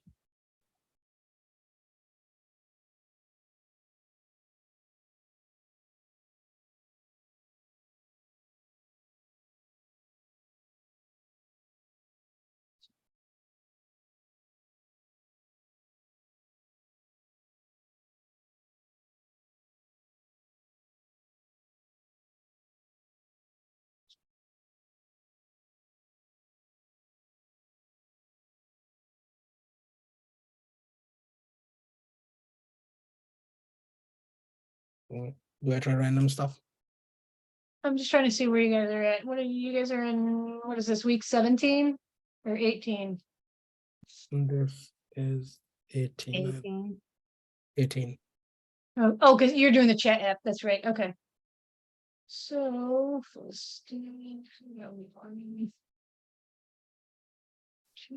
so you have 2 more weeks before, 2.5 roughly, before you start doing your DevOps again with Nathan, Mhm. which I believe that's when he will show you how to deploy, but you should be able to do it if you know what you're doing, you should be able to. Yeah, Correct. he went, sorry, I don't mean to interrupt y'all. But last time we had Nathan, he showed us like how to do it really quick in Oh. one of the previous videos. Did That- he Yeah. do it in class, or did he do it in Yeah, no, like office hours?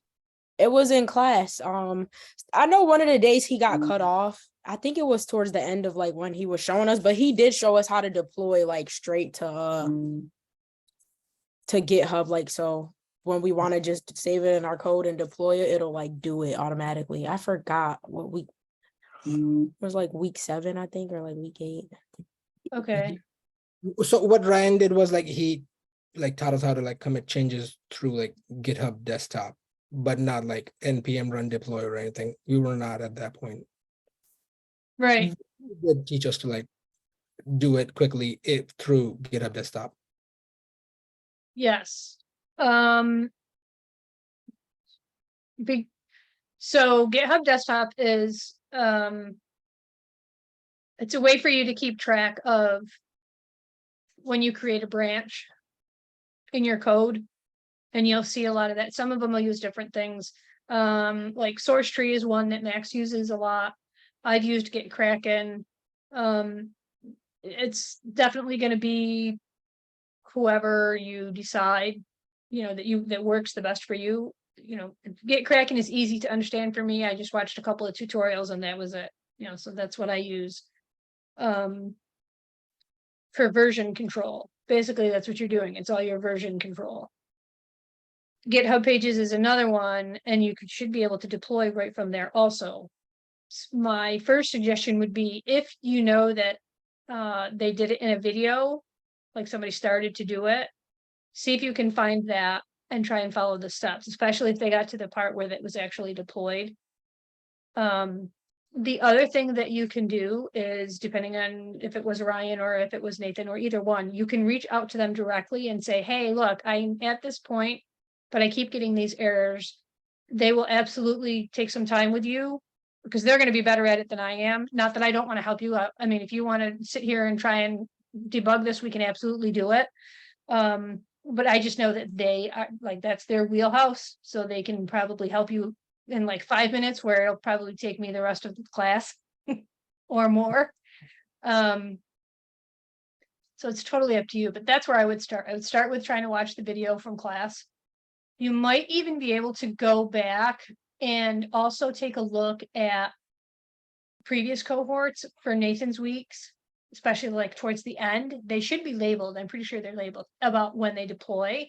And you might be able to do it that way also if he's run into the same issue. Okay. Otherwise, I would just reach out to them directly. Okay, I'll try that. Thank you. Yeah, because I mean, if you're definitely at that point, there's any point, if you can get it running, go ahead and do it.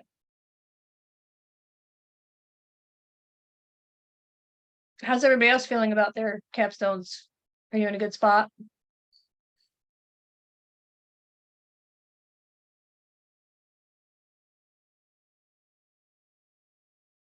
I'm feeling good about mine. Just have to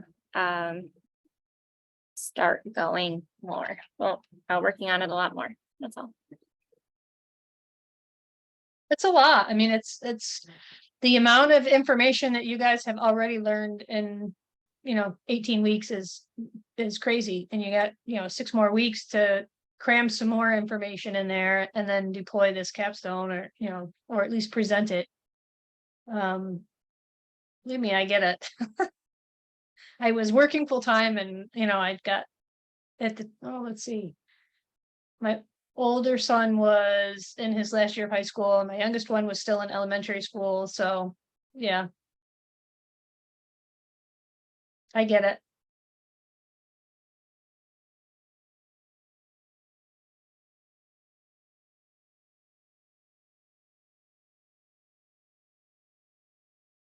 Can I ask you a WordPress question? Sure. So there's this local restaurant in Canastota, and I built this like website for them in WordPress. But I'm supposed to add like a HTML form, like and like a form to it, like a simple one, like name, email, and like whatever their query is. It's a little crappy right now. Trying to like add to the design and something. Like for a contact us? Yeah. Like so do I need to use like PHP for it? Or is it like how do I, is there a plugin? Is there a free plugin? I would say there probably is a free plugin. WordPress has a lot of those things. Um, Do you remember what you used for yours? well, I used Divi themes for everything that I did, and that has all of that. If you're going to be doing things like this, I would definitely check out Divi themes. Because there's so many things that you can do with it. You know, there's definitely free plugins that they have. But I thought, I'm trying to think, because when I did my personal website, I'm pretty sure I had a form in there from the beginning. But did you do like a lifetime purchase for that Divi theme? For Divi, yep. Okay. I waited until Thanksgiving-ish. Like usually Thanksgiving they have, or like Black Friday type thing, they have a big sale. So, and that's one of the things I'm going to tell you guys. If you go to purchase software, things like that, try to wait for like a Black Friday. A lot of them will do a Black Friday and say, you know, that's this, you know, this much money off. So yeah, my contact form that I have, that's through Divi themes, I mean. It's just something super simple. I know WordPress should have.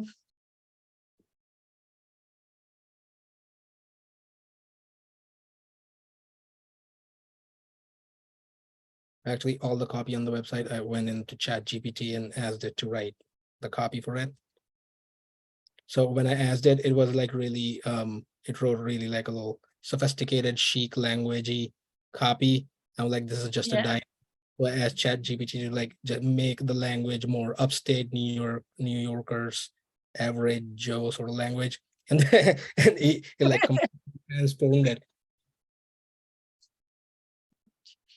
And before that, it had like words like charcuterie, freaking I don't know, cuisine, and I can't even remember.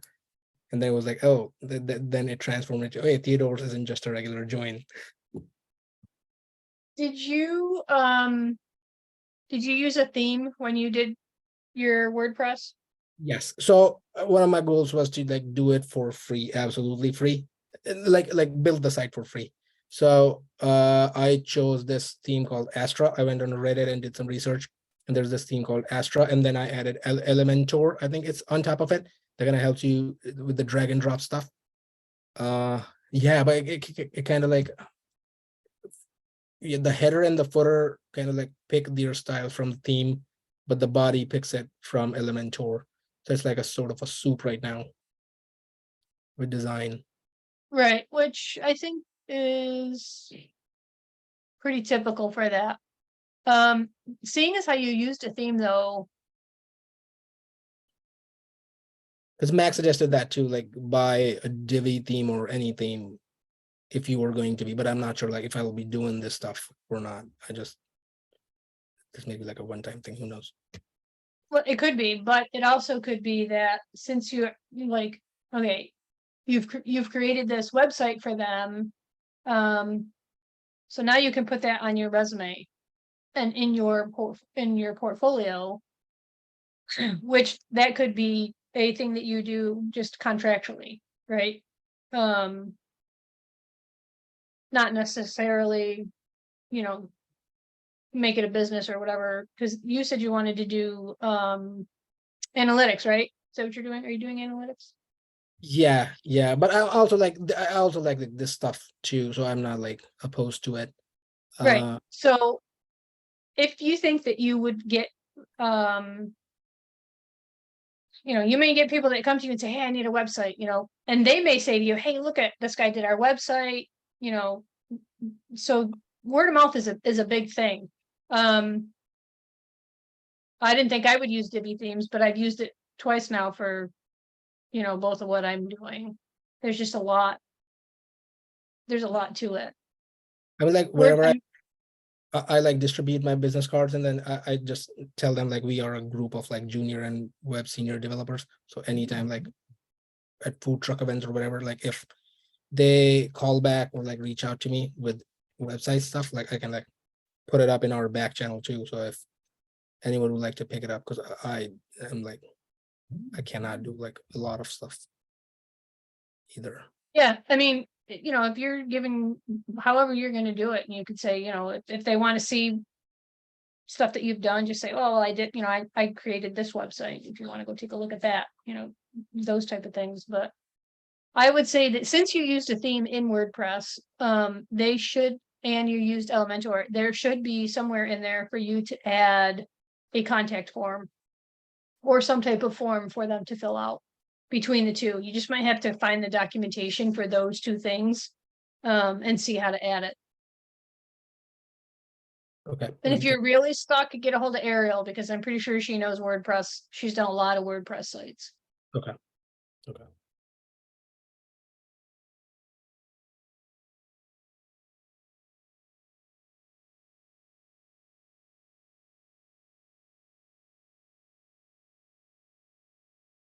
You know what? There is an option, but it's for the pro. Like you gotta buy it. Oh, you gotta pay for it. Under the theme or under Elementor? Elementor.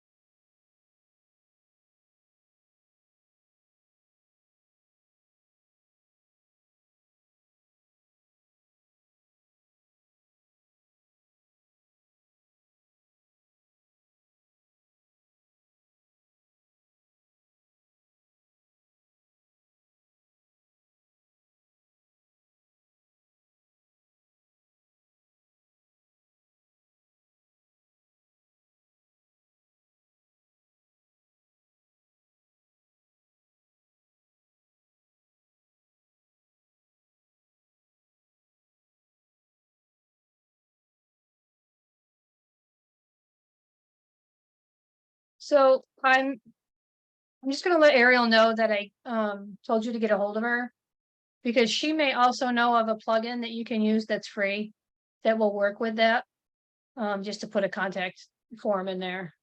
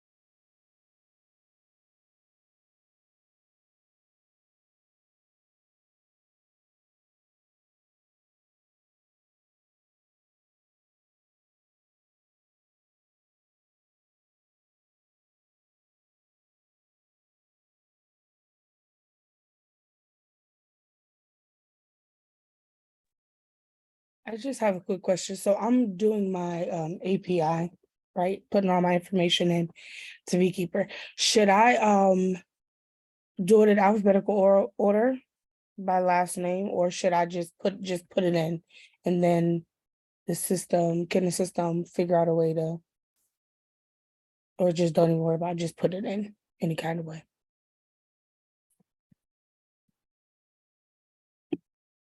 Think so, Cole, you have as long as you have your columns and your rows set right, you can just manually put that information into Beekeeper and you should be all set. Okay, thank you.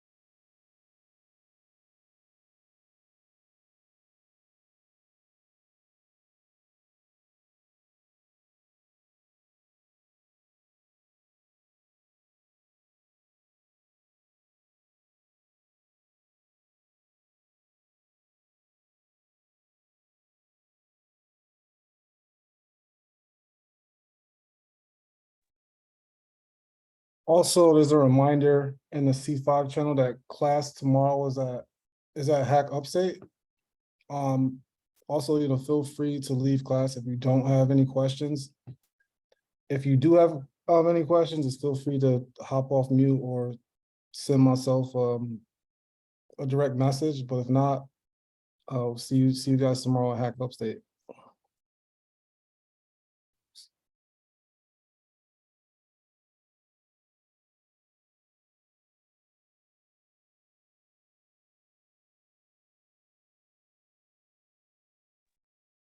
Night, everybody.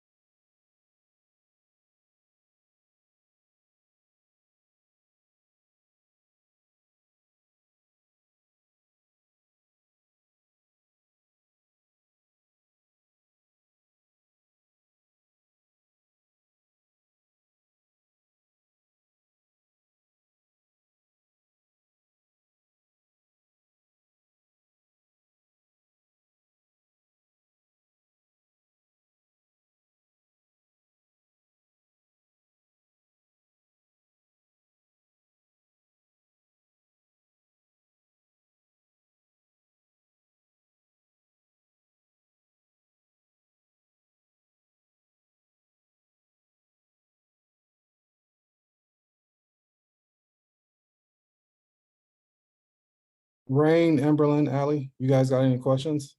Brandy?